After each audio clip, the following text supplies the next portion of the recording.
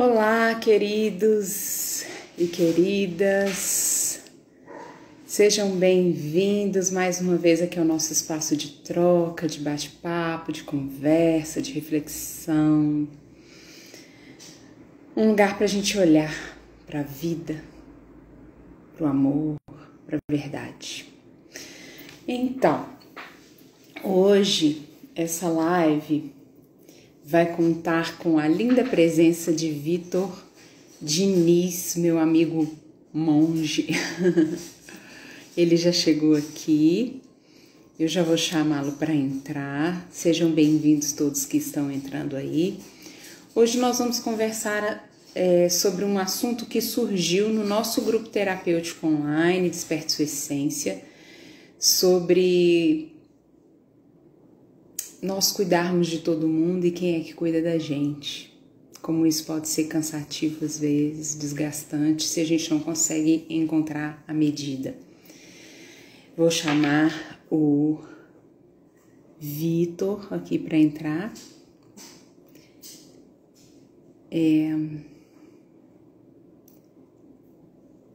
Deixa eu ver aqui. O Vitor, não apareceu uma coisa aí pra você pedir pra entrar, não? Pessoa.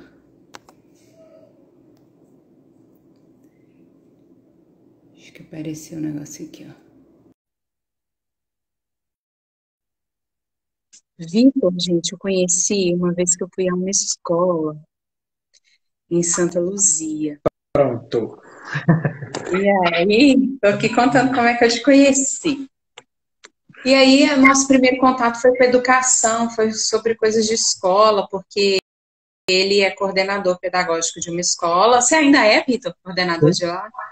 Sim, ainda trabalho. Então, por isso, inclusive, que ele virou monge, que só sendo monge para conseguir ser coordenador de escola. Mas depois a gente se conectou por esse lado do zen budismo, da meditação. Eu vou deixar o Vitor se apresentar aí, depois a gente vai direto para o assunto, tá bom, Vitor? Fica à vontade. Sim. Então, boa noite a todos. É um prazer estar aqui de volta. Fiquei um tempo aí, tive que me ausentar um pouquinho, né, por conta dos projetos que eu estava desenvolvendo. E, como diz até o meu mestre brincava muito com isso, eu falava assim, monge também tem conta para pagar. Então, tem que, né, trabalhar, tem que produzir, isso é importante, né? Mas sem abrir mão da nossa própria prática, né, do nosso próprio equilíbrio, isso é fundamental. E foi justamente essa relação com o trabalho que me gerou a necessidade do equilíbrio, de restabelecer um equilíbrio, né? E eu encontrei no Zen, né, eu já tinha um contato com o budismo desde a da adolescência, praticava o budismo desde a adolescência, no entanto, o Zen veio como digamos assim, entre aspas, né, uma ferramenta que eu não vi igual, porque ele é muito prático, né? Ele, ele trabalha muito a mente da gente, te coloca de frente com você mesmo, né? Com as questões que a gente acaba tendo que atravessar no dia a dia. Então, na medida que você consegue passar isso para o dia a dia, né, para a sua prática do dia a dia, você vê transformações, né? Você começa a experimentar, aí você vê as transformações. Então, na medida que a gente faz, acho que a gente, de certa forma, melhora, evolui, né? Obtém um equilíbrio e isso nos traz coisas boas, né? Então, alimenta a própria prática. Então, um sistema virtuoso que vai, não é um círculo virtuoso que vai se fazendo aí. E eu sempre tive muito interesse em como que a mente funciona. Eu tenho mãe psicóloga, né? Então já li bastante. Debrucei nos estudos do Zen, são muitos textos, e que falam fundamentalmente, nos textos budistas, eles falam muito do sofrimento. As quatro nobres verdades que Shakyamuni passou, mas logo após a sua iluminação, tratam exatamente da questão do sofrimento humano. Essa é que foi a questão que o levou para fora do palácio, que o fez praticar por tantos anos, quase morrer, né? Também por achar erroneamente que o corpo tinha uma relação com isso, que as sensações atrapalhavam alcançar a verdade, alcançar a iluminação. Então, o ascetismo quase o matou. E depois ele descobre, né, essa iluminação, né, esse despertar que ele passa, envolve uma compreensão plena sobre o sofrimento humano, como que acontece. Então, a partir daí, ele começa a ensinar sobre o sofrimento humano. Então, a primeira nobre verdade é o sofrimento existe. Né? Então, isso me chamou a atenção no grupo, quando um de nossos colegas aí relatou a questão do sofrimento, né?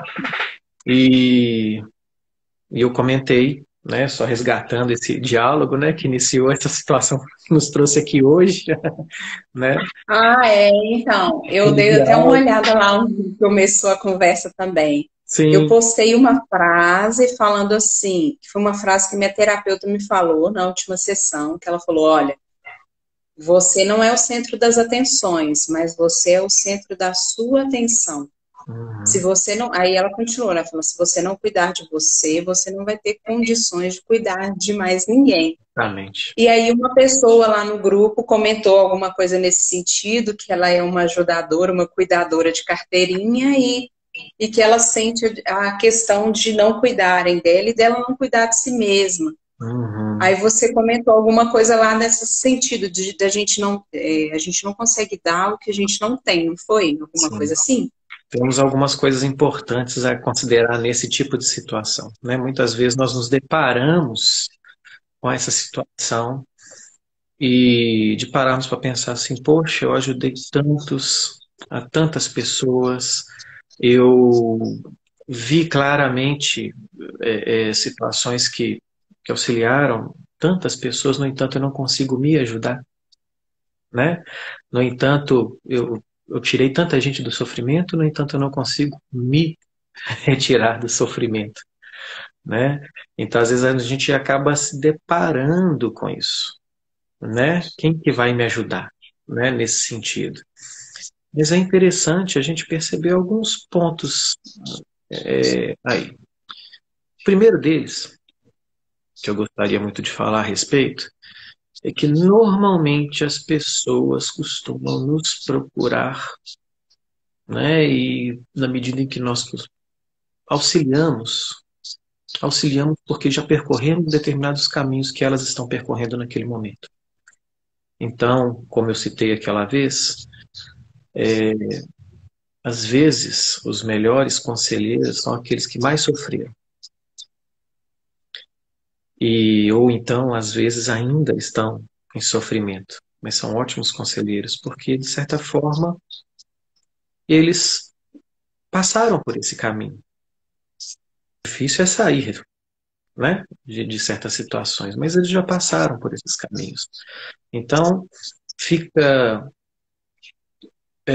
a pessoa consegue se reconhecer quando ela ouve do outro aquele sofrimento, e isso promove empatia e compaixão, que é uma ferramenta fundamental, né?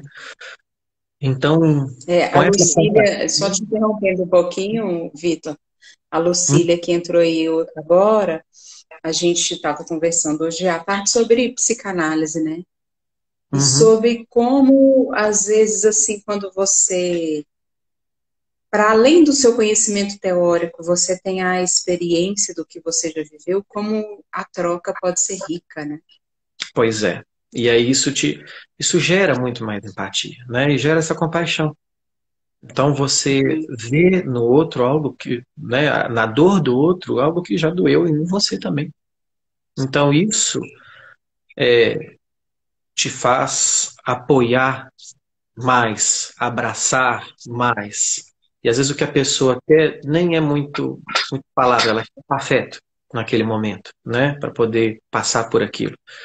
E você, ao se reconhecer nessa dor, você produz esse afeto.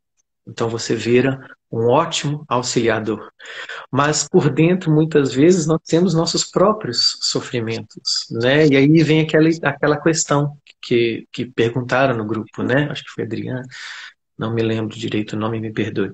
É, mas que falou assim, né? E eu, né? E como é que eu fico? Eu já passei por tanto, né? Estou passando por tanta coisa, é um momento muito difícil na minha vida. Então, bora falar um pouquinho disso, né? Que eu gostaria da gente conversar um pouco sobre isso. Muito importante, como você mesma disse, a gente cuidar de si mesmo, né? Nós temos que parar tudo um pouco para cuidar da gente. Eu tirei uns dias da escola, a gente chega numa situação de cansaço montar por montar uma empresa, é realmente cansativo, fazendo muita coisa, né, no próprio braço lá. E acabou que, como eu tinha alguns dias na casa, eu tirei alguns dias na escola. E hoje foi um dia que eu tirei para mim, né? Combinei com um amigo meu que tem folga uma vez por semana. Vamos almoçar hoje? Vamos. Onde que nós vamos almoçar? Na Serra do Cipó. Nós vamos pegar a moto, vamos andar de moto. A minha meditação pura, né? Então, hoje de manhã vamos almoçar lá na Serra do Cipó. Por que eu estou falando isso? Porque nesse caminho aí, 1h30, 1h40, numa moto, o bumbum dói. Mas aqui eu queria chegar exatamente no primeiro ponto muito importante. A diferença entre dor e sofrimento. Dor é uma coisa, sofrimento é outra. Estava sentindo dor no final do caminho, mas eu não estava sofrendo nem um pouquinho. Pelo Pelo contrário, contrário. pelo contrário, estava ótimo. Faz muito tempo que eu não faço, né? Que ver a estrada, estar ali e estou no momento presente, né? Tirando um pouco daquelas coisas que nos fazem pensar o tempo todo. A mente pensa, do mesmo jeito que os olhos veem, os ouvidos ouvem, né? Tanto que no Oriente considera-se como se fosse um sexto sentido, né? A mente continua trabalhando. A questão é que eu tenho que dar um foco para ela, né? Para ela não ficar ali pulando de galho em galho, igual um macaco agitado, né? Por exemplo. Então, aquele momento em que eu estou ali, vivendo exatamente o presente. A poupança dói, porque eu já estou 1h40 ali pilotando, mas eu não estou sofrendo. Então é muito importante. Dor é uma coisa, sofrimento é outra. E Ô, aí, Vitor, sim,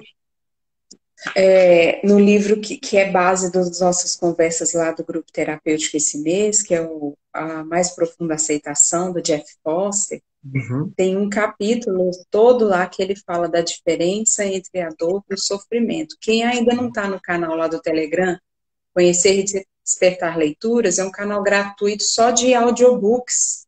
E a gente está gravando esse livro lá, Mais Profunda Aceitação. E a sensação que eu tenho é que ele fala assim, a dor é algo que emerge e que não está no nosso controle. Por sim, exemplo, agora é realidade. você não podia chegar e falar assim, ó, hoje eu estou indo para a Serra do Cipó, mas hoje meu bumbum não vai doer. Porque é algo que não está no seu controle. Sim. Agora, o sofrimento me parece que é um chiclete que a mente cola na dor.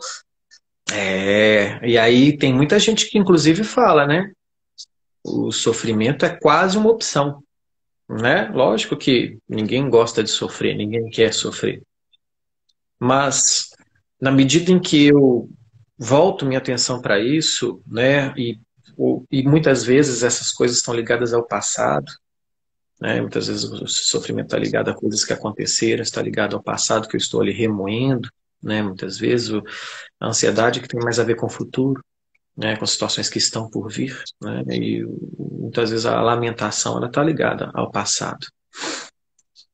Mas eu fico ali remoendo, revivendo, eu revivo aquilo ali, né? Eu trago de volta aquilo ali. E aquilo ali vira o foco da minha dor. E aí entra um ponto. importante, né? Que é um dos venenos mentais. Nós temos três venenos mentais: a raiva, a ganância e a ignorância.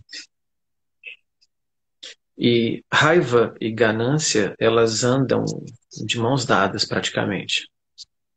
Porque a ganância diz respeito ao eu, a esse eu que quer ser realizado, né, que precisa ser, tem que ser agradado de certa forma, que tem expectativas, nutre expectativas. E na medida que a realidade ela não contempla aquilo que eu esperava, que esse eu esperava, surge a raiva. Né? Então tem a ver com o ego, né? Com essa visão que eu tenho e esse desejo, e muitas vezes o desejo de controlar também. E quando as coisas não estão no meu controle, saem do meu controle, eu vem a raiva, manifesta-se a raiva, quase que por consequência. Ignorância é eu simplesmente esquecer de um fator que é crucial na nossa realidade, que é a impermanência, que tudo está em constante transformação. E eu ignoro certas coisas que são naturais e tento assumir o controle delas. Então, quando eu percebo dois dos três selos, um deles seria Nirvana, isso daí é um pouco mais abstrato, nós vamos mais para frente. Mas a impessoalidade e a impermanência, ao perceber a impessoalidade e a impermanência, muita coisa começa a se transformar. Voltando àquele sofrimento, meu sofrimento, né? Que está ligado geralmente ao eu, né? A minha pessoa, as minhas expectativas, aquilo que não foi alcançado, aquilo que não foi realizado, né? Ou aquilo que eu estou trazendo desse passado, muitas vezes revivendo aquilo ali. Então, eu de certa forma esqueço que está tudo entrelaçado. E eu esqueço que, na verdade, o tempo todo eu tenho quem me ajude, quem está me ajudando o tempo todo. A gente muitas vezes só não percebe toda a ajuda que estamos recebendo. Né? Eu posso falar na abertura, né, do meu desafio pessoal, na abertura da minha empresa, nós recebemos muita ajuda. Muita ajuda. Né? E o tempo todo a gente acaba recebendo. Só que é muito importante também, em certos momentos, falar, colocar para fora, pedir um abraço, pedir um apoio, né? Porque às vezes as pessoas estão ali vivendo suas vidas, estão entrelaçadas conosco, isso é certo, né? Mas que elas não adivinham que às vezes o que eu preciso é de um abraço, o que eu preciso de um carinho, de uma boa conversa, né? Então é importante externar isso, porque normalmente aqueles aos quais eu ajudei foram pessoas que me procuraram, que me pediram, né? Muitas vezes eu não peço. Então, a gente tem que, de certa forma, parar de deduzir tanto e comunicar mais. Né? Porque vem muita confusão, vem da dedução, da presença de grande dedução, né? E pouca fala, pouca comunicação. Então, acho que isso daí é Ô, importante. Vitor, sabe o que eu percebo nos ajudadores de carteirinha, né? Nas pessoas que têm esse perfil codependente do salvador, Uhum, o que quer fazer tudo para todo mundo, sim. ele geralmente é uma pessoa que não sabe pedir ajuda, Uhum, porque ele acha que vai dar conta. Sempre se pode pôr mais um pezinho aqui nas minhas costas que eu dou conta de carregar. Ah, você quer que te ajude? Não, não precisa não, aqui tá tranquilo. Você quer que eu leve? Não, não, eu consigo carregar tudo aqui. Ele já tem esse hábito de ser essa esponja que pega tudo de todo mundo para cuidar, porque precisa muito, você falou que está conectado muito ao ego, né? É um ego que quer sempre ter essa noção de utilidade. Então eu faço coisas para tudo, para todo mundo o tempo todo, mas eu não tenho costume de pedir ajuda, porque, gente, quem ajuda sempre sou eu. Não, eu aguento aqui um pouco mais sozinho. E aí, uhum, quando vai soltar, solta da pior forma, né? É, explode, né? Explode. Isso daí acontece, geralmente o pessoal brinca, né? Os mais caladinhos, mais quietinhos, quando explode, né? Quando espalha, ninguém junta, né? É tipo Realmente, isso. quando espalha, ninguém junta. Mas, Aí exatamente. A Lucília e a Roberta falam que nós estamos falando delas. É verdade, isso acontece muito e acontece muito conosco, mas é importante, vamos, né, algumas dicas, né, como eu disse, como conversar com os outros também, né, aprender a se abrir, olha, né, tá doendo, tô sofrendo e tudo. E mesmo assim, né, também trabalhar, como você mesma disse no início, né, eu tenho que dar um certo tempo para mim também. Isso é muito importante, sabe? Como eu disse, eu falei, ó, hoje eu vou tirar, então nós vamos dar uma saída. Porque aquele momento ali é um momento importante para mim, né? É um momento que eu tenho que retirar, eu tenho que me retirar. Essa história do retiro, né, da saída, como eu já até disse num outro encontro nosso, né, você vai encontrar tanto para os cristãos, né, na Bíblia, o momento em que Jesus se retirou, né?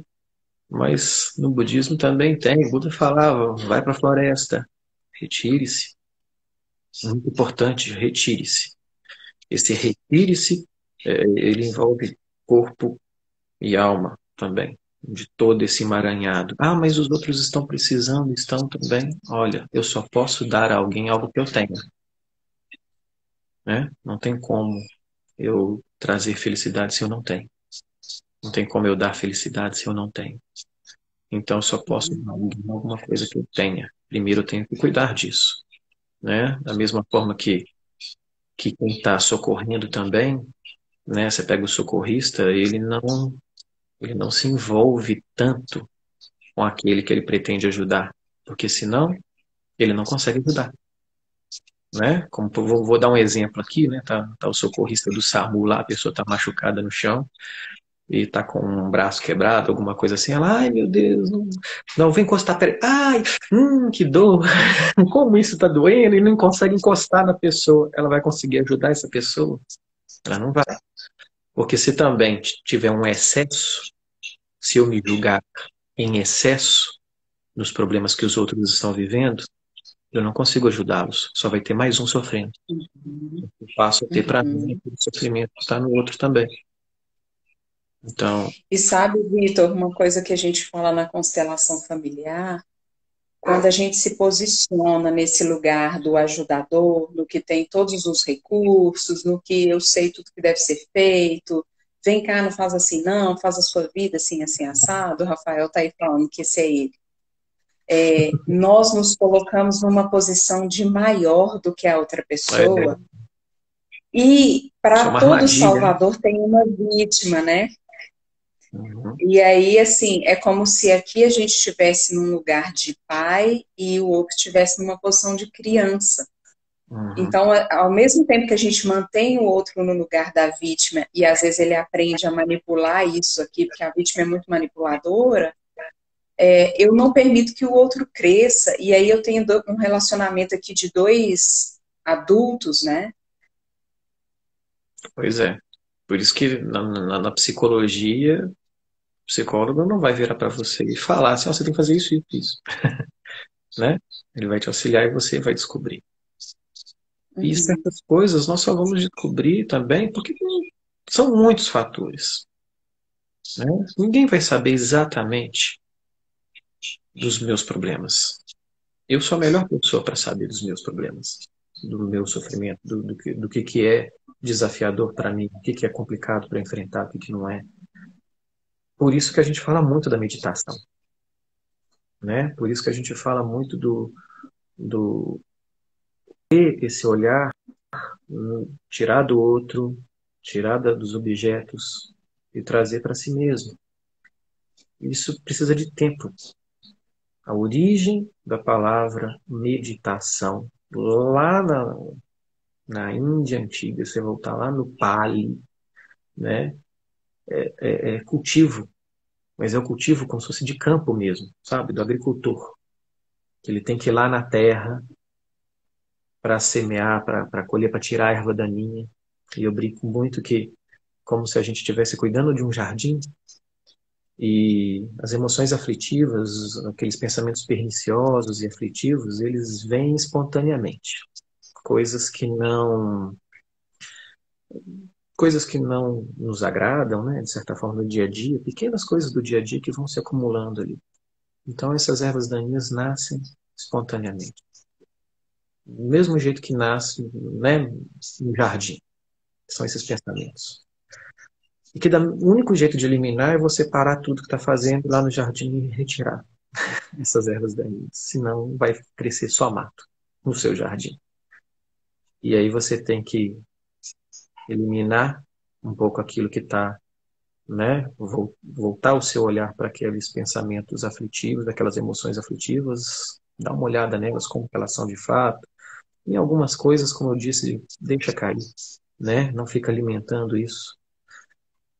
E cultiva aquilo que é bom, né? As flores do seu jardim. Essa que é o bacana. Esse cultivo, né? Ganhou o nome e foi mudando de nome ao longo de milhares de anos aí, né? Pelo menos 2.500 anos aí, e virou meditação. Então, meditação é Ô, cultivo. Vitor, o Max, ele está aqui como prosa e viola, ele falou assim, às vezes esperamos uma receita de bolo para resolver nossas vidas. Como fazer para... Como você acha que a gente faz assim, para não querer uma receita de bolo, mas ao mesmo tempo ter algumas setas que apontem para um lugar legal? O que que você acha? Olha, eu posso falar por mim, tá? Da minha prática, né? Também não é perfeito, estou no caminho apenas, né? Mas eu diria o seguinte, que as causas do sofrimento, que está ligado profundamente às causas do sofrimento, é o que chama de, né, o Tanya. Então, a palavra do Pali, Tanya, que significa na tradução, posso falar uma palavra, porcamente traduzido para o português como desejo, e não é. Não é uma tradução tão boa, porque quando a gente fala de desejo, eu só desejo alguma coisa boa para mim, que eu quero, né? Mas a tradução melhor é ânsia, porque eu posso ter uma ânsia para a coisa boa que eu quero, e eu posso ter uma ânsia de aversão, que eu não Uhum. quero isso. Então essa talvez seja a tradução melhor, tá? A ânsia.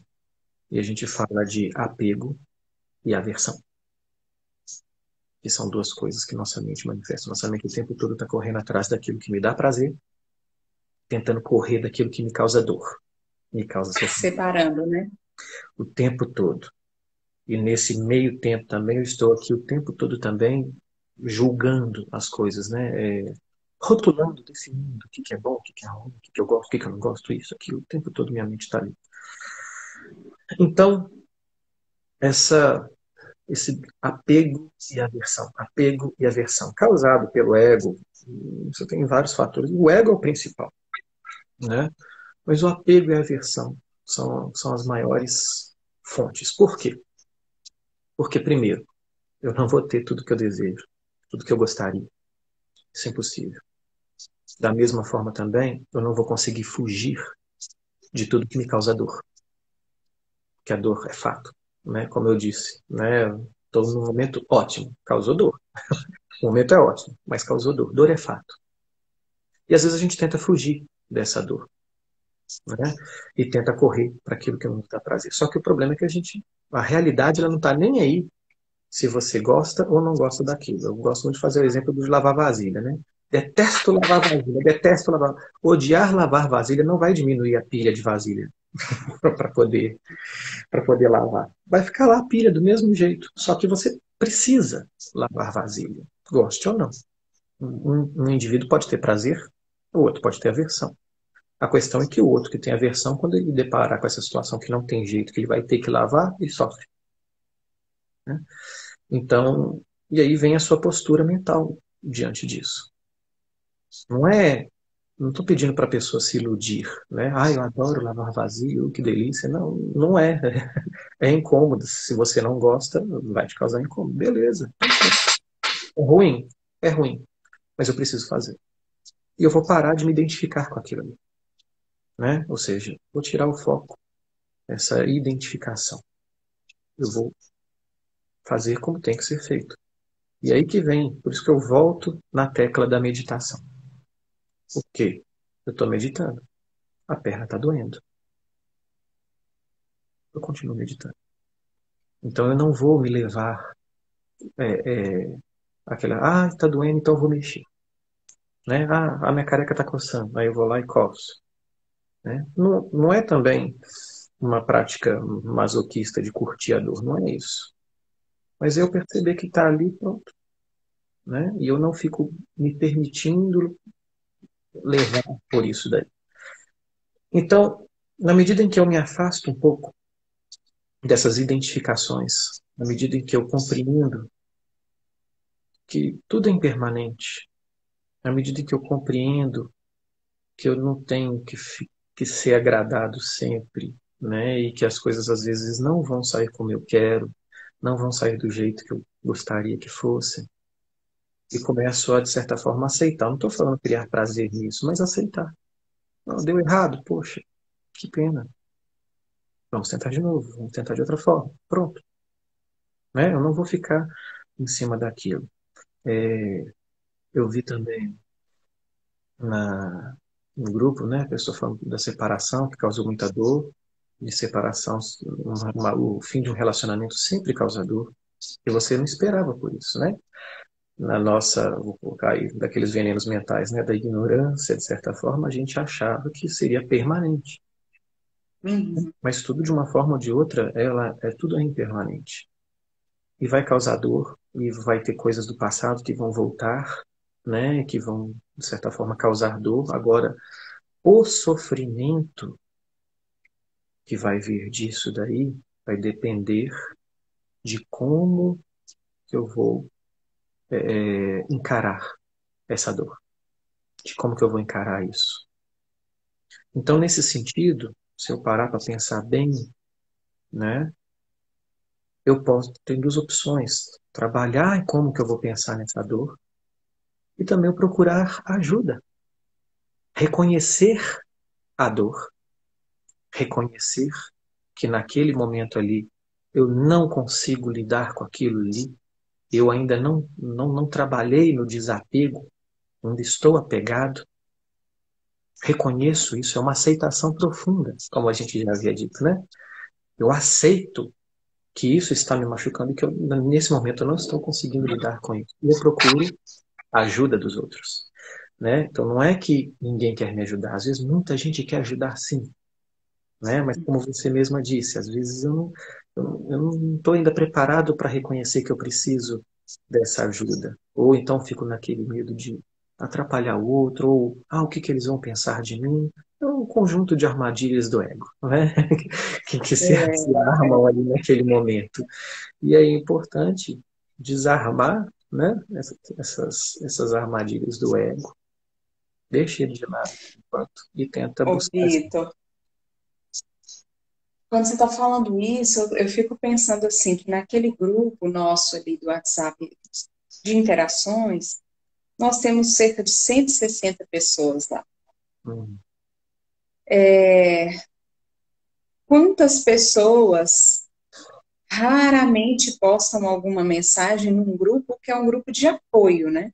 uhum, Então, assim, às vezes, nós estamos ali, os terapeutas do grupo, os profissionais do grupo, nós estamos ali para nos apoiar. Mas tem pessoas que, aí a pessoa fala assim, às vezes, eu não tenho ajuda, eu ajudo, faço por todo mundo, ninguém faz por mim, mas a gente, e isso é um traço do codependente salvador, ele quer que as pessoas adivinhem que ele está precisando de ajuda. Então eu falo assim, ninguém vem aqui em casa, ninguém me liga, mas eu não falo assim, oi, mando uma mensagem para alguém, oi fulano, tudo bem? Você está por aí? Estou precisando conversar. Ô fulano, vem aqui em casa. A uhum. gente quer que as pessoas adivinhem que a gente está precisando do movimento delas. Então isso daí é aquele negócio, né? Alguém podia me chamar para poder sair para almoçar fora hoje? Não, pega lá, peguei o telefone. E aí, meu irmão, beleza? Tá de folga aí? Você vai poder? Tá, anima, dá uma volta aí? Animo. Opa, então pronto. Um dia maravilhoso surgiu, né? E essa questão do diálogo, de manter o diálogo, né? Não ficar tentando adivinhar, não ficar tentando deduzir, mas conversar, perguntar, ir lá, né? E também falar, né? Se abrir. E eu te falo que certas questões, quando nós vamos nos abrir, às vezes também tem outra dificuldade, que no fundo, é como se fosse um reconhecimento de fracasso, né? Por exemplo, poxa, meu relacionamento vai terminar e tudo. A pessoa, por que você não falou que você estava sofrendo tanto? Por quê? Porque às vezes é um reconhecimento de um fracasso ali. Então, mais uma armadilha do ego que veio ali, né? Ou seja, a gente não pode errar, a gente não pode fracassar, a gente não pode tentar de novo, né? E quem disse isso? Porque a sociedade quer que você... Não, a sociedade, você pode pensar num monte de coisas da sociedade, mas e você? Né? O que você vai fazer em relação a isso? Você vai permitir que isso fique ali elucubrando, né, dentro da sua mente o tempo todo e te causando sofrimento, ou você vai querer resolver isso daí, né, e tentar de novo, né? Não tem problema errar, não tem problema fracassar. A gente começa, né? Tem uma coisa que eu brinco muito, que é um líquido maravilhoso aí, né? O WD-40, né? É usado para praticamente tudo, né? Em lubrificação e tal. Mas por que que o nome é WD-40? É simples o motivo. O cara que inventou fracassou outras 39 vezes. Só na 40ª tentativa ele teve sucesso. Então, essa questão do errar, né? A gente vê como as crianças têm medo de errar. Desde criança, parece que já vai aprendendo isso. Né? Errar é ruim. Não tem problema errar. Errar é que você tentou, porque você agiu. Ô, Vitor, você, assim como da área da educação também, o Elbert está falando aí que... Elbert é seu parente, Diniz? Sim, senhora. Meu primo, né? Então, ele está falando aí assim que não poder errar é um grande fardo, né? E de fato. Sim. Mas eu fico pensando sobre isso porque tem um discurso social, assim, especialmente na área da educação, de que o erro conduz à aprendizagem, de que nós devemos permitir que as crianças se equivoquem, que é no erro que elas vão construir o conhecimento e tal. Mas na vida prática, parece que o erro é o monstro do pântano, né? Porque o menino deixa um copo cair e aquele copo quebrado é muito mais importante do que o relacionamento das pessoas que estão ali naquele ambiente e vira um caos. Por que você acha que tem essa distância assim do que a gente fala para o que a gente vive nesse sentido? Isso daí eu acho que é o que a gente falou de construção social, né? Você vai ter sociedades em que esses erros não são vistos dessa maneira, né? Por exemplo, no meio indígena, as coisas que as crianças fazem e, entre aspas, esses erros aí são vistos com a maior naturalidade, por exemplo, né? Algumas culturas indígenas. O erro para a gente, ele é uma falha, né? E aí entra esse ego, né? A questão da ganância, né? Que a gente não pode, a gente aprendeu ao longo desses anos todos aqui vivendo, né? Nessa nossa sociedade, a gente aprendeu a acumular o máximo possível, não só de bens, não estou falando só de bens materiais, mas é diplomas, é cursos, é likes, tudo que você puder acumular, Mágoa, né? mágoas. Tudo que você puder acumular, acumule bastante, né? É, tem uma vida perfeita, tem uma família perfeita, e eu acredito que, assim, atualmente, para a nova geração que está chegando, né, as crianças e adolescentes, isso exacerbou de uma maneira incrível com as redes sociais. Por quê? Porque em muitas redes sociais, o próprio Instagram, né, o Facebook, muitas vezes a pessoa coloca ali não a vida que ela tem, mas a vida que ela gostaria de ter, e todo mundo publicando assim, ai, como minha vida é legal, olha a viagem que eu fiz, olha o carro que eu tenho, olha, né? Coloca um monte de coisas. Mas às vezes ela está cheia de problemas, às vezes ela está em sofrimento, mas isso ela não pode colocar, né? Porque aquela falha que está andando com ela há muito tempo, que está incomodando, aquele sofrimento, a não conquista de uma coisa que ela queria, entre aspas, conquistar aí, isso eu não posso publicar, porque isso tem a ver com erro. Então, é aquela armadilha do ego. E por isso que eu vejo assim muitos jovens sofrendo mesmo, né? Trabalhando com jovens, a gente percebe como que eles estão mais vulneráveis a esse sistema, né? Ele tem que ter muitos amigos, ele precisa de ter vários, centenas de amigos no Instagram ou no Facebook, embora tenha tomado café com pouquíssimos deles, né? Tomado um refrigerante, um café com pouquíssimos deles. Mas ele acumulou. Então, nossa, né, de certa forma, eu sou especial, né, eu tenho alguma importância. Então, aquele alimento do ego. E isso vira uma armadilha, porque aí você só é interessante na medida em que você tem, na medida em que você pode, na medida em que você consegue. O não conseguir é o de todo mundo, então ele não é interessante, né? O Uhum. problema é, né, por exemplo, eu jogo bola muito bem, ou eu sou um maravilhoso jogador de futebol, então eu posto isso. Por quê? Porque não jogar bola é o de todo mundo, é o lugar de todo mundo, né? Então a pessoa às vezes brinca, às vezes o menino está fazendo um negócio, lá a pessoa, mas isso daí eu sei fazer, como quem diz assim, isso eu não quero ver, porque isso eu já sei, né? Como que errar, Mas eu olha consigo só, errar. isso não é meio maluco, assim, porque as pessoas, quando você fala assim, que a pessoa fala, nossa, agora eu sou aceito, agora eu tô legal, porque É, eu, né, eu tô pertencendo a esse grupo dos que tem muitas curtidas, dos que fazem coisas maravilhosas na vida. Isso não é super paradoxal, porque, na verdade, as pessoas estão te curtindo e te aplaudindo por uma máscara e não por quem você é de verdade. e aí cada vez mais e mais e mais esses jovens vão montando um personagem, né? Nós, não estou falando só de jovens, né? Às vezes tem muitos adultos que vão entrando nessa, né? E vamos montando um personagem, e aquele é um outro eu, né? Não é o eu que eu sou, né? É o eu que eu gostaria de ser. Uhum. Mas e por que eu... Aí que vem a investigação. Por isso que eu falo tanto da questão da meditação, de sentar ali diante da parede, de frente a uma parede, porque não vai ter mais nada na sua frente. Aí é você com você. E isso é bom. Por que eu quero isso? O que que, o que que isso me traz de felicidade? Ou em que isso termina com o meu sofrimento? Acho que são perguntas importantes. Às vezes, antes de uma decisão importante na vida da gente, a gente poderia sempre fazer essa pergunta: no que isso contribui de fato para a minha felicidade? Ali talvez eu esteja percebendo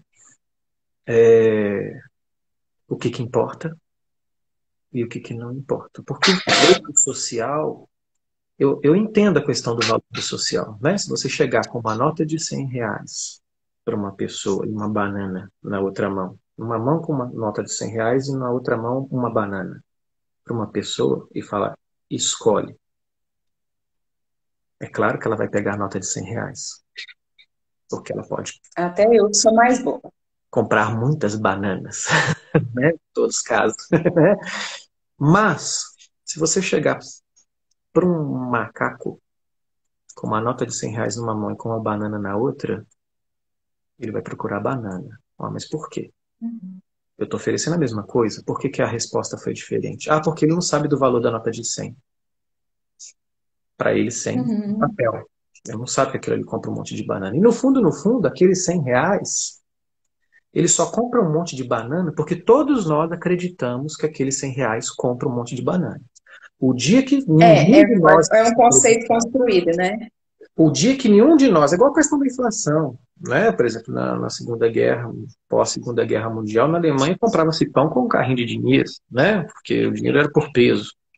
Por quê? Porque ninguém, na pós-Primeira Guerra Mundial, porque ninguém acreditava no valor da moeda. Se ninguém acreditar no valor da moeda, ela perde valor. Se você, eu e todos nós acharmos que esses R$ 100 não compra mais uma banana, você vai passar a escolher a banana. A nota continua sendo a mesma. Uhum. Então, é o que que nós atribuímos valor de fato, né? Então, muitas vezes nós entramos nesse jogo social. Do isso é importante. Você ter muitos seguidores, isso é importante. Você ter muitos likes, você ter muitos diplomas, você ter uma casa muito grande, você ter 2 carros na garagem, isso é importante.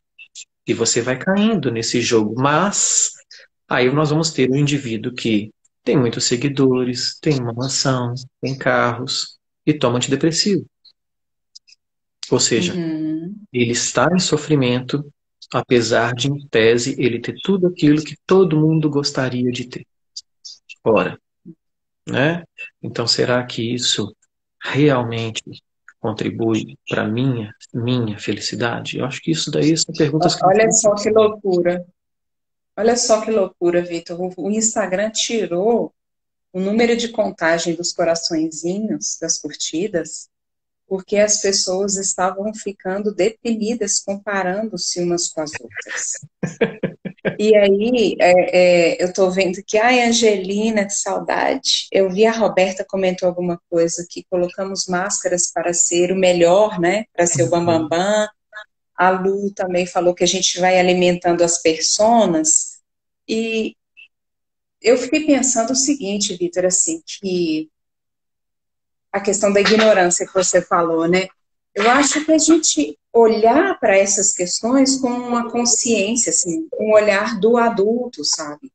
De, olha, eu estou vendo o Instagram dessa pessoa e eu sei que isso aqui é só uma vitrine. Uhum. Porque quando a gente vai, olha, é lógico, assim, ninguém vai fazer um cocô lá, tá com diarreia e vai tirar foto e vai postar no Instagram. Claro. A gente posta assim, você tira 1000 fotos, você coloca lá e apaga 999 e a uma que você achou bonitinha, você posta. Eu É o penso nele como Facebook, né? é. É o livro da face, assim, é a nossa vitrine. Uhum. Só que é ir para esse relacionamento das redes sociais entendendo que isso é uma vitrine. Porque senão a gente cai numa comparação, a pessoa tem a vida perfeita, tá todo mundo na Disney, só eu que estou trancafiada dentro de casa e usando máscara e passando álcool em gel para tudo. É uma ilusão, né? Então, é É, assim, você vai para aquilo ali, mas é consciente, porque, por exemplo, quem vê o seu Instagram, o meu Instagram, e acha que por causa do nosso trabalho nós somos seres iluminados, por isso que eu gosto de falar verdadeiramente, abertamente nos meus vídeos, assim, para a pessoa já não entrar nessa armadilha, porque eu fico puta também, eu brigo com meu marido, eu xingo as minhas filhas, eu tenho os meus momentos de tristeza, eu já tive depressão profunda, então a gente está no ciclo da dor também, nós não somos eleitos. A grande uhum. questão é o olhar para tudo isso, né? Como que a gente olha para tudo isso? Com qualquer perspectiva, como eu falei, né? A dor, ela é fato. E às vezes tem coisas que a gente não consegue lidar. E pronto, né? Infelizmente, a gente, olha, com relação a isso daqui, eu não tenho condições ainda de lidar. Essas limitações, elas são importantes. Agora, eu tenho que percebê-las, eu tenho que ter esse olhar para dentro de mim mesmo, me perceber, né? Para que eu consiga é, é, discernir isso melhor. Né? Aí eu ouvi, a Renata tá falando que mesmo assim ela ainda pensa isso de você, que você é iluminado. Conta para Não, ela que você vai ao banheiro, Vitor. e olha, eu sou muito brincalhão, né? Às vezes eu falo muita bobagem também, porque eu acho que a gente tem que lidar com humor nas coisas da vida da gente, né? Às vezes a gente está com problema e o humor ele vira algo bacana demais, né? Mas já tem situações também que a gente se explode, né? Explode também, que eu vou ter raiva, eu vou ter angústia, né? Vai ter os momentos de alto drama. Mas a questão é o seguinte. Na medida em que você consegue se reconhecer nessas situações, né, eu explodi, né, apelei com alguma coisa, com alguém, mas eu percebi que eu falo, ó, eu tô com raiva. E aí eu paro. Ou eu nem vou lá discutir com a pessoa. né? Obrigado. Mas eu nem vou lá discutir com a pessoa naquela hora, porque eu sei que eu estou com raiva. Então eu me reconheço e eu sei o que vai vir tudo dali, né? Como veneno mental que a raiva é, o que vem dali? Então eu espero. Eu desarmo um pouco isso, sabe? Então aquele momento ali pode ajudar, depois eu volto, peço desculpas. Então você se percebendo, olha, eu tô ansioso, olha, eu tô angustiado, olha, hoje eu tô carente, entendeu? E aí aquele momento que chega, né, pra mulher, dá um colo, que hoje eu tô querendo colo, pronto. E pronto, e bola pra frente, né? Mas então, como seres humanos, a gente tá nesse turbilhão emocional, a gente tá sujeito ao sofrimento.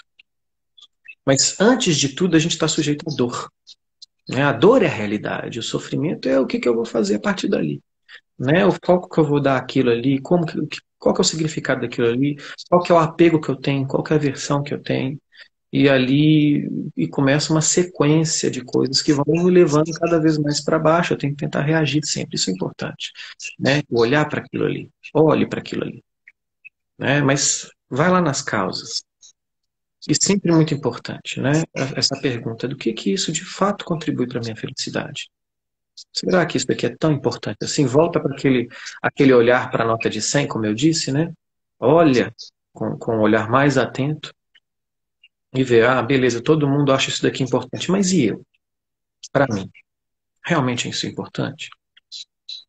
E aí nós vamos ver, quando a gente começar a olhar para as coisas de uma maneira bem profunda, para tudo isso que geralmente me incomoda, me desgasta e tudo, se eu olhar muito para isso, eu vou começar a perceber que lá no fundo são pouquíssimas as coisas que realmente importam, o que eu realmente preciso para ser feliz, são pouquíssimas, pouquíssimas. Então, Ô, Vitor, e sobra essa muito. é uma dica assim incrível para quem ajuda todo mundo, né? Porque você assim, eu vou fazer isso para fulano, fulano, vou fazer que esse ciclano vai gostar, minha família vai gostar, o povo do trabalho vai gostar. Isso também é importante para mim, É, porque o problema não é você ajudar o outro, o problema é quando você se coloca lá em último lugar, né? Isso uhum, também vai ser legal para mim, porque às vezes vai ser legal para todo mundo e menos para mim. E eu estou tirando forças não sei de onde para fazer para os outros. pois é, e E é muitas importante. vezes esse fazer não é genuíno, né? Porque você está fazendo, na frente você vai falar assim, nossa, mas depois de tudo que eu fiz e vocês não lembram de mim. Então era um fazer assim, já esperando agradar, ser reconhecido, ser aprovado, ser amado, né? Pois é, e aí eu vou te fazer uma pergunta. Volte lá no seu primeiro ano do ensino médio. Será que você lembra o nome de todos os seus colegas de sala? Você consegue, Roberta? Lembrar do nome de todos os Não, seus colegas de turma? não, nossa, minha memória é péssima. Aí, vamos a uma outra questão, então. Se você não lembra o nome de todos, será que vai se lembrar do que eles pensavam, do que todos eles pensavam em cada momento? Por isso que a gente chega no. Será que isso daí é. Então, o que as pessoas pensam? Será que realmente é tão importante assim para mim? E às vezes eu converso muito com os adolescentes, em trabalho na escola, né, que a gente acaba trabalhando com orientação também. E eu faço uma pergunta: será que o que o outro pensa de você, será que é tão importante assim mesmo? Será que você vai lembrar do que essa pessoa está pensando de você daqui a 20 anos, 30 anos? Isso vai fazer diferença na sua vida, no seu trabalho, no, na sua família, na família que você ainda vai construir? Será que isso vai modificar tanta coisa assim para você? As curtidas que sua foto recebeu, por exemplo? Né? Então, às vezes as pessoas se esforçam tanto para um momento ou para o outro, para o que o outro está pensando, para o que aquele grupo está pensando. Eu não estou falando para não termos compaixão. Pelo contrário, temos que ter compaixão com todos, porque a gente está interligado. Você feliz é um caminho para que eu também seja. Você também, né? Você não vai ajudar na minha felicidade estando infeliz. Então eu tenho que contribuir para a felicidade de todos à minha volta. Isso é importantíssimo, isso é compaixão. Isso daí acaba repercutindo para mim, que é o que a gente chama de karma, que é o efeito de nossas ações. né? Temos que ter ações positivas com todos que estão à nossa volta. Então, não estou falando de termos um olhar egocentrista, não é nada disso, né? Mas eu tenho que tomar certos cuidados. O que os outros estão pensando, será que realmente importa tanto assim, né? O que ele está pensando eu nunca vou saber, de fato. Eu posso deduzir, mas saber não. Mesmo que ele fale, ainda assim tem o risco dele não estar com verdade completa, né? Então, tem que fazer as ações. Tem que procurar fazer boas ações para gerar felicidade a todos que estão ao meu redor, né? Causar sofrimento não vai me trazer felicidade em momento algum. Isso é importante. Às vezes, a pessoa até comete um crime para satisfazer o próprio ego, né, para satisfazer a própria vontade e causa sofrimento em outros, mas pode ter certeza que isso sempre gera consequências ruins. Isso também é outra coisa importante. O termômetro das minhas ações é as consequências que eu estou sofrendo. Se eu estou tendo consequências sempre muito negativas, eu tenho que começar a olhar para as minhas ações e minhas decisões. Normalmente eu estou pensando às vezes em mim, mas as consequências estão sendo ruins. Então tem que olhar, porque às vezes as decisões que eu estou tomando são ruins, né? As escolhas que eu estou fazendo são ruins, por isso que está gerando sofrimento. Eu tenho que dar uma olhada para essas decisões aí. Mas, via de regra, como eu disse, dor é uma coisa, sofrimento é outra. Então tem que ter um olhar mais atento com relação a, a essas manifestações na minha vida e ver como que eu vou lidar com cada uma delas, né? Como que eu vou trabalhar cada uma delas. Às vezes a pessoa fica desesperada, não, mas que toda hora tô levando chumbo no trabalho, eu tô levando chumbo na família, eu tô levando chumbo dos amigos e tudo, né? Como que diz assim, toda hora tá vindo uma coisa ruim, ó, então vamos começar a perceber o que que eu tô fazendo, então, né?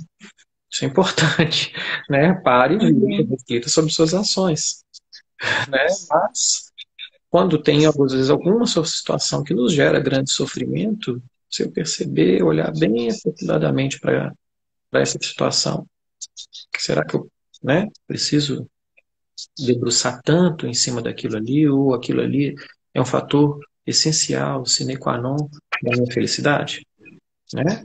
Dor de uma perda, alguma coisa, nós não conseguiremos escapar nunca, é fato, né? Mas é importante eu manter um equilíbrio mental ali, um equilíbrio na minha própria mente, com muita atenção, muita meditação, para passar por essas questões, né? Passar por isso tudo. Sabe o que eu tô vendo aqui, assim, agora que veio a imagem? Que a dor, ela vem trazida pela própria vida. A dor é a vida que traz. O sofrimento é o eu que traz. E Exatamente. aí eu fiquei pensando assim, como se o Jeff Foster, lá no livro da aceitação, ele fala muito, ele compara muito o ser com um espaço amplo e aberto, assim, como um mar. E aí eu fiquei pensando assim, que nesse mar todas as ondas já estão aceitas, né? O oceano, ele não fica assim, ah, não, essa onda eu não gosto, essa eu não quero, eu gosto da onda da Bahia, eu não gosto da onda do Sul. O oceano previamente já acolheu todas aquelas ondas.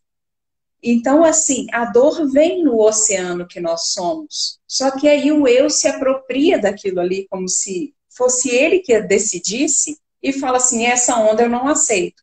Essa onda de raiva eu não aceito. Essa onda do que o fulano fez comigo eu não aceito. E aí ele vai ficar brigando com ondas que já foram aceitas pela vida, porque olha só, eu não aceito estar com raiva, cara. Você já está com raiva. Antes de você aceitar ou não, você já está com raiva. Eu conheço A coisa já aconteceu, né? A dor já aconteceu. Assim, ó, eu não aceito ficar com o bumbum doendo só porque eu andei de moto. Se aceitando ou não, aquilo já é o que é, né? Se você ficar com a mente presa a isso, você está reclamando, né? Está chamando de novo, né? É o reclamar, né? É o ato, né? Estou clamando novamente por aquilo ali. Estou buscando aquilo ali de novo, buscando aquele incômodo de novo. Né? De certa forma, eu trago aquilo ali para mim de novo, né? Existem alguns desafios, inclusive, em empresas, que é o um dia, por exemplo, sem reclamar. Né? Um dia que você vai se policiar ao máximo, não reclame de nada. E a gente vê como isso é difícil, porque é um péssimo hábito, mas a gente acaba cometendo muitas vezes. Mas a questão da perfeição na dificuldade ou na dor, né? Tinha o sensei que falava do zazen, né? Então, às vezes, zazen, que é essa meditação sentada, e às vezes em retiro são 7, 8 meditações, então acaba causando dor nas pernas. Aí teve um retiro que um praticante disse, né? Falou, nossa, esse zazen foi muito difícil. Aí o mestre falou, então ele foi perfeito, né? Porque na dificuldade dele, ele foi perfeito, né? Não poderia te ensinar de maneira melhor. Então, às vezes, as pessoas que muitas vezes nos trazem coisas ruins, sensações ruins, também são perfeitos professores, porque só com elas que eu posso aprender a tolerar, aprender a lidar com minhas próprias emoções. Então, todas as situações da natureza, a gente tem que ver como naturais mesmo as pessoas. Então, tem pessoas que são difíceis, tem pessoas que são fáceis de lidar. É da natureza do ser humano, então é perfeito dessa maneira também. Eu vou lidar com todos, uns mais, outros menos, né? Então, essa dificuldade na minha vida, isso daqui está me atrapalhando muito. Machuquei minha perna, está doendo muito. Então, é hora de lidar com essa dor, porque é natural. Agora, a partir do momento em que eu começo a me identificar com isso, isso é muito ruim, isso é terrível, coitado de mim, ou coitado do fulano, isso não pode acontecer, essa identificação, ela vai levar a quê? Ou aonde, né? Que tipo de emoção, que tipo de sofrimento, ela está alimentando o quê? Então é Ô, nisso que... Vitor, quando você fala de identificação, eu lembro do livro Os Quatro Compromissos, quando ele fala assim, não leve nada para o pessoal, É, na lá verdade, do Dom Miguel Ruiz. a E gente eu lembro do prepara ele. livro também, tem o livro do Jed McKenna, que chama Iluminação Espiritual, Dureza Pura. E ele fala lá que o desperto é quem está desidentificado do ego. Uhum. Não é o que não tem ego, porque não tem jeito de não ter ego aqui, né? É o que está acordado, é o que está vendo a coisa acontecer. É o que fala assim, nossa, agora eu agi totalmente no meu ego. E percebe isso, né? Eu lembrei, você está falando aí, ontem eu fui levar minha mãe para tomar a segunda dose da vacina. Aí o moço que estava na nossa frente parou para uma senhorinha atravessar, só que o que veio cortando aqui na esquerda não parou. E minha mãe foi um tempão assim da estrada falando, nossa, ordinário, não parou, por que ele não podia parar também? Sai da minha frente, seu verme. Eu falei assim, mãe, não é sobre você, mãe, não leve para o pessoal. E a gente faz muito isso, né? Alguém fecha a gente na estrada, a gente acha que aquilo é sobre nós, não é, a pessoa vai fazer isso de novo ali na frente com outra pessoa, não é? E só que a gente se identifica, a gente gruda e cola o chiclete no que aconteceu, né? É, E transforma em sofrimento. na verdade, a gente traz aqui, porque aquilo ali é passado, aconteceu, não existe mais. Mas aí na nossa mente a gente traz aquilo ali. Tem até um conto zen, que são dois monges e iam atravessar um riacho e tinha uma moça muito bonita e queria atravessar, e um dos monges ofereceu para que ela subisse nas costas dele enquanto ele atravessava. O outro, olhando aquilo ali, achou um absurdo total, uma safadeza danada por parte do monge, e ficou ali remoendo com aquilo. Eles atravessaram, ela desceu do outro lado, agradeceu, continuou o caminho dela e os dois subindo. E subiram por bastante tempo. E o outro monge, incomodado com aquilo, e aí depois ele não aguentou e falou, mas o que você fez não é certo, o que você... E começou a falar sobre aquilo, e ele falou, olha, mas eu já deixei ela lá embaixo há muito tempo, quem está trazendo ela aqui agora é você.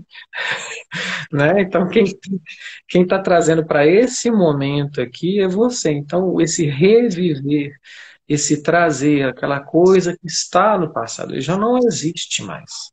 Não existe. Mas aí eu volto na minha mente, eu trago aquilo de novo. E o pior, Roberto, é que eu não tenho garantia nenhuma que o que eu estou trazendo à minha mente é de fato o que aconteceu. É sim o que eu interpretei, hum? Não o que aconteceu. Isso é muito importante da gente pensar, porque nossas lembranças são da nossa perspectiva. Elas não traduzem o que de fato aconteceu. Eu só revivo aquilo na minha mente. E de acordo com tudo aquilo que eu Ouvida. pensei. Pode falar. A gente, num workshop que a gente fez, o Ordens do Amor, a gente fez uma vivência assim com as pessoas. Elas iam para uma sala, cada uma foi para a sala diferente do Zoom, a gente separou em várias salas, e elas olhavam para uma pessoa como se fosse algo muito doloroso que aconteceu, e olhavam para outra pessoa que era o seu pensamento sobre algo doloroso que aconteceu. Então a pessoa estava ali de frente olhando para o mais doloroso que aconteceu na vida dela e, e olhando do outro lado para o pensamento dela sobre o doloroso. E elas, nessa vivência, elas perceberam como é completamente diferente o fato em si do que a historinha que você conta sobre o fato. É, então, essa perspectiva, né? E aí eu volto, por isso que eu não tem jeito, eu vou voltar várias maneiras a falar da meditação. Porque é ali que você vai ver, né? É ali que você vai descobrir aquelas coisas que você mesmo está trazendo à tona, que você está manifestando, que você está, de certa forma, alimentando ali, que eram desse passado, por exemplo, que estão te gerando sofrimento, mas é que você também mantém ali do seu lado colado o tempo todo. Você traz, né, como um cachorrinho ali, fazendo companhia para você o tempo todo. E a perspectiva que a gente coloca muito, que ajuda, não é reprimir também. Eu não vou alimentar e também não vou reprimir. Mas é o abandonar, é o deixar acontecer. Né? Aconteceu, Assim, né? solta, solta. Como a onda que passou, você viu ela quebrando ali no e tal, atinge os seus pés e pronto, voltou para o mar, acabou. Já não é mais a mesma onda, já agora já estamos numa outra situação. Né? Então, às vezes, como você falou, aquele cara que me deu uma fechada, etc., você vai continuar levando ele do seu lado ali o resto do dia, né? Ou você vai deixar ele embora. Então, às vezes a pessoa fala, meu dia foi péssimo. Será que seu dia foi péssimo o dia inteiro? Ou você teve 5 minutos péssimos que você arrastou com você o resto do dia? Né? Às vezes você não teve um dia péssimo, você teve cinco Nossa, é minutos verdade. péssimos que você continuou arrastando junto de você o resto do dia e não viveu mais nada. Né? Então a gente fala muito do viver o presente. Você não viveu mais nada, você está ali arrastando aquilo ali. Então, às vezes, é uma discussão, é uma separação, é uma perda, que às vezes nos é dolorosa, mas a gente tem que tomar uma decisão de até quando eu vou arrastar isso comigo. Né? Até quando eu vou continuar agarrado a isso daqui, revivendo tudo isso. E o pior, revivendo segundo a minha perspectiva, porque a ação já não existe mais, acabou. Né? Já é. Nossa, e hoje você falou de decisão. Hoje eu li uma frase do Bert Hellinger que ele fala assim: toda decisão é no agora. Sim.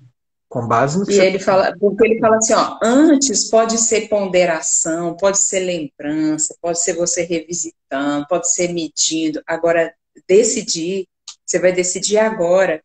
E Uhum. para decidir, você precisa abandonar tudo que estava atrás. Exatamente.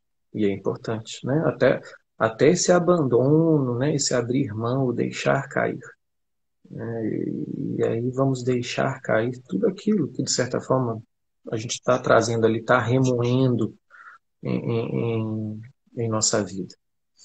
Isso é importante, né? Quando a gente vai falar desse sofrimento, de ajudar, né? De ser ajudado, sabe? Então, isso daí é muito importante. É o reconhecer. Eu acho que o tempo todo aqui na nossa live hoje, eu bati muito na tecla de olharmos para nós mesmos, sabe? Dar uma observada dentro. não ficar identificado tanto com as coisas, entender que há uma diferença entre a dor, que é o que você vai sentir, que não vai ser legal, mas você vai passar por isso, e o sofrimento, que é o que você está carregando com você o tempo todo, né? Uhum. Ah, mas ninguém escolhe sofrer, Vitor. Eu sei disso. Ninguém escolhe sofrer. Ninguém gosta de sofrer. Existem algumas estratégias que a gente vai trabalhando. Cara, o que eu posso falar, né, independentemente de religião, é para um momento no seu dia, fica de frente para o mundo, senta numa cadeira. Você não precisa de sentar em lótus, meio lótus, lótus completo. Quiser, um dia a gente fala sobre meditação, as posições de meditação do Zen, tudo, como a gente já fez uma vez, né? Mas senta numa cadeira, não fica com as costas encostadas na cadeira, não, porque senão o corpo relaxa, a mente relaxa também.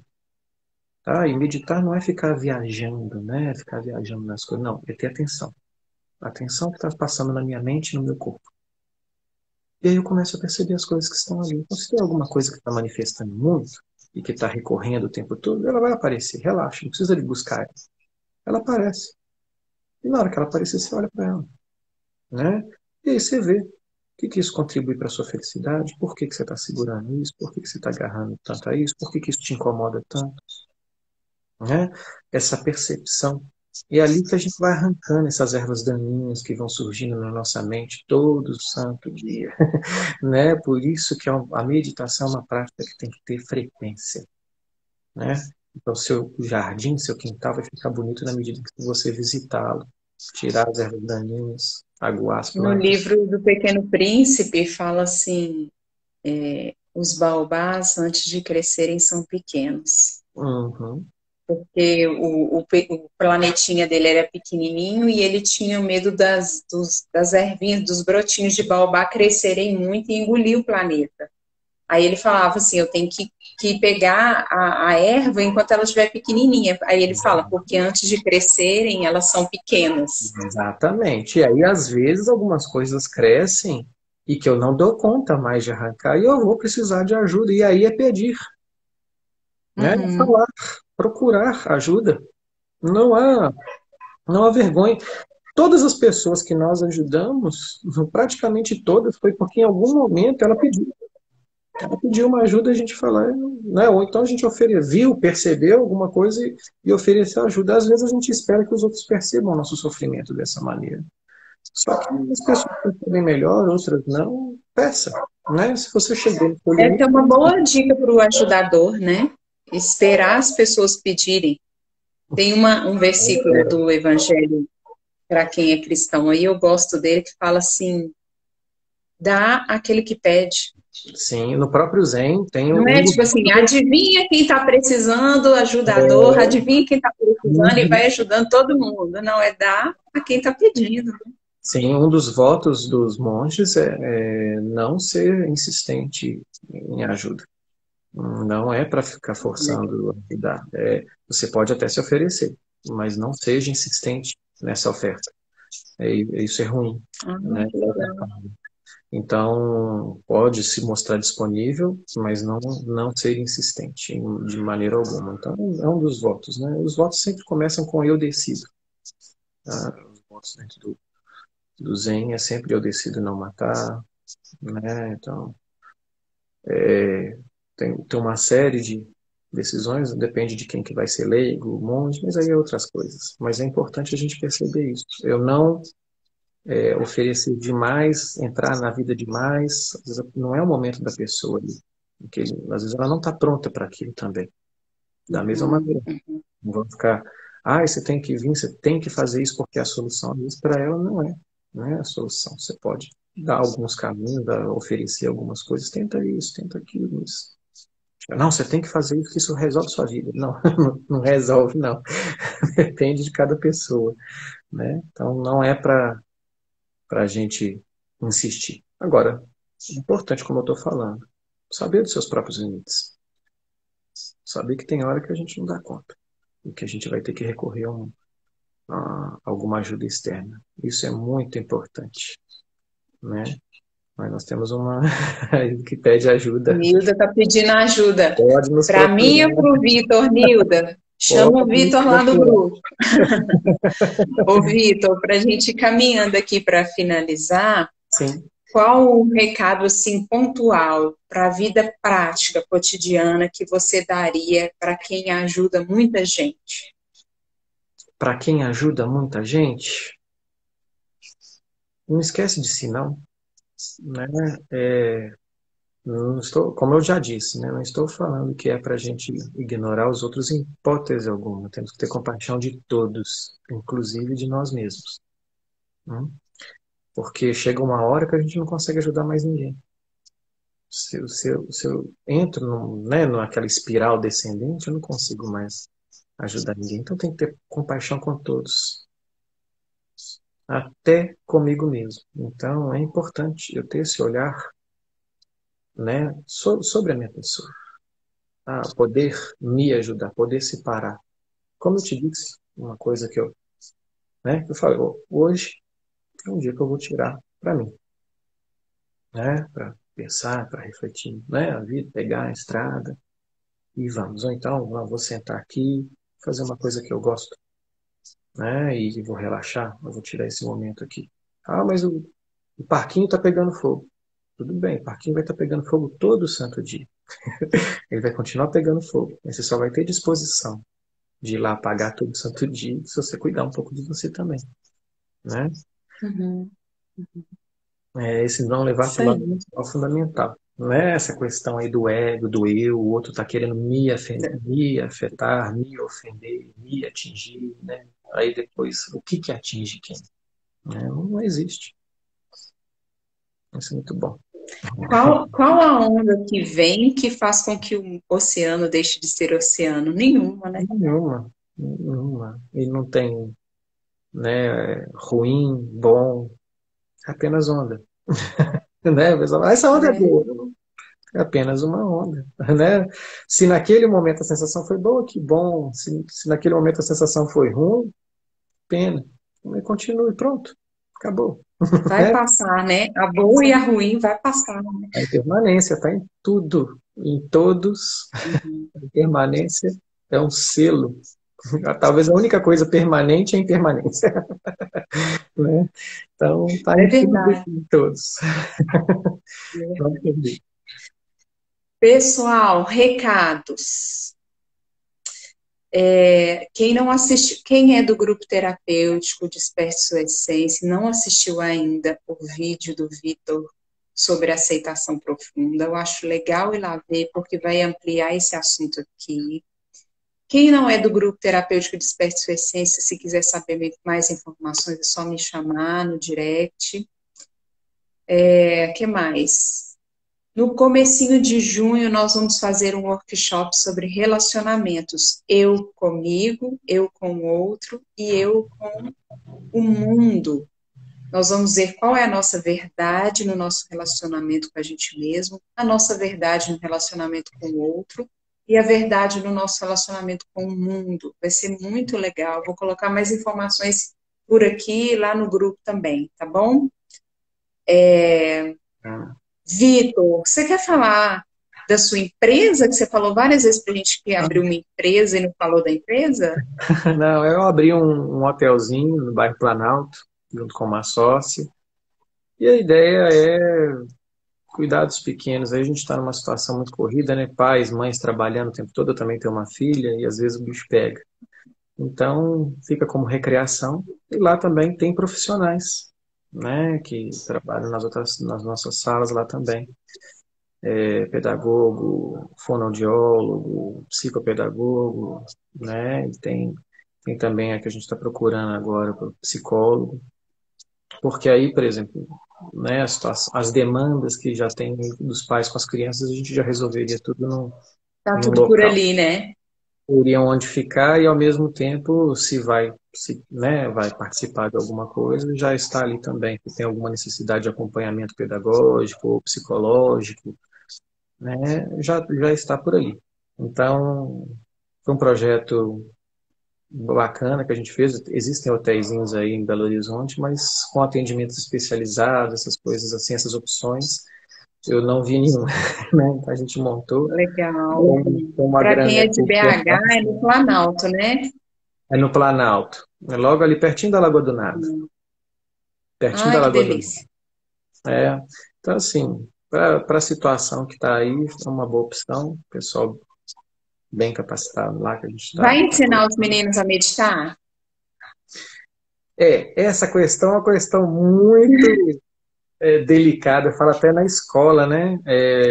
Às vezes as pessoas acham que quando a gente vai ensinar a meditar, a gente está ensinando religião, e aí você tem algumas pessoas que não aceitam bem isso.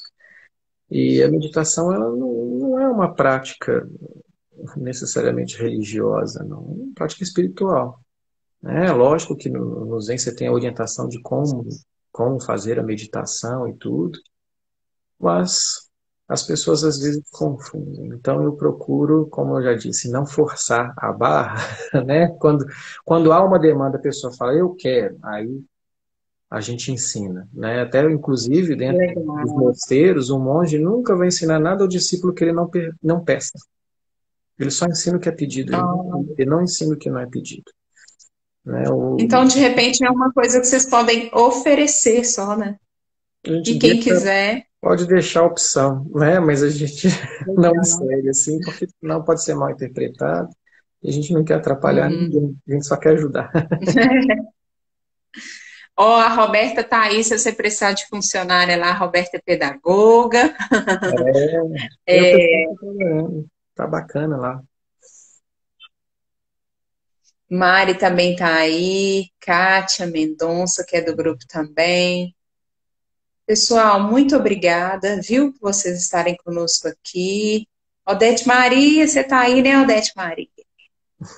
É sempre um prazer bater um papo aqui com vocês. Vitor, eu sempre aprendo muito com você e eu te agradeço a sua Eu que disponibilidade. Você agradeço. que deu a ideia lá no grupo e a gente acabou conseguindo um horário para bater Bom, esse papo.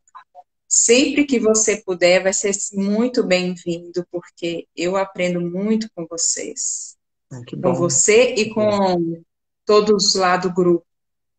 E o pessoal sempre gosta muito, né? Eu sempre que eu faço alguma coisa com você, eu tenho os feedbacks tem gente que é ex-aluno, pai de aluno, todo mundo agradecendo. Então, eu fico muito feliz quando você consegue um tempinho para conversar com a gente. Obrigada, tá bom? Que bom. Precisando, estamos aí.